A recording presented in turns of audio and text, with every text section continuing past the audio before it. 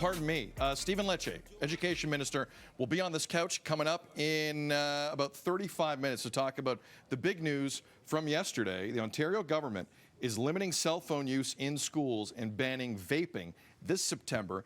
This was already in effect as of 2019, but it wasn't that enforced. From kindergarten to grade 6, under the new guidelines, they don't want to see a smartphone out unless it's an emergency of some kind. From grade 7 to 12, in the classes themselves, you cannot pull out the smartphone. In the hallways, in that, different story. Vaping banned completely. Frank, can they enforce this, is the question a lot of people are asking today. In the high school level as well, they're allowed to use the cell phone still if the teacher instructs for that. So sometimes, if it's specifically for educational purposes. Sometimes the cell phone's used as a calculator. Right. Sometimes even if they don't have enough computers, they're actually needing them to look something up on Google.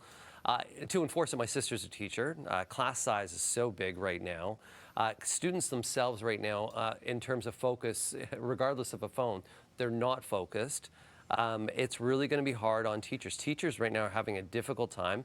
I feel, reduction of class size would really help manage a lot of the students that are there. The way we teach, maybe we shouldn't teach an hour for history. Maybe it needs to be a smaller segment of time because kids now are a little bit, like even for ourselves. I had a conversation with my son's teacher and she said about focus. And I said, okay, well, when's the last time you watched a television show for an hour and didn't look at your phone? And she said to me, it's been a long time. So a lot of things are in place. Vaping, I'm so happy about that. And the enforcement of vaping has to happen for the health of children because kids don't know the impact of vaping. But that goes to education, educating the kids on the impacts of vaping as well. Yeah, it's so true. I mean, vaping, I had no idea until I really, have kids in these schools that vaping was such a thing. I mean, you might have relationship with it with people who are, quitting smoking and going into it, but now it's very, very popular with kids and young kids, and because of all of these flavors and stuff that they have that are very kid-friendly. So I think that ban 100%.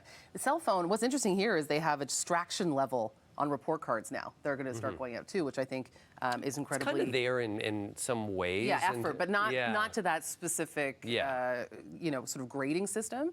So, I mean, I commend them for trying to figure this out. For sure. Because what phones have been proven to do to kids' brains in terms of everything that you're talking about, it's significant. And our education system is there to guide children and educate them through these early years of life and to set them up for success. And there was something about, sure, we as adults have our phones, but hopefully our brains, I mean, most of us are fully formed.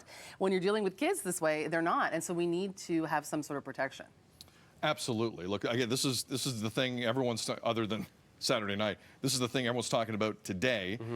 Keep the feedback coming at feedback@breakfasttelevision.ca. Again, Minister Stephen Lecce will be by in 32 minutes. Karen Siolan and the minister will have a conversation right here about this rather ambitious and big new news in Ontario schools, which goes into effect this September. Also, coming your way here on this Monday edition of Breakfast Television, Time to Smile.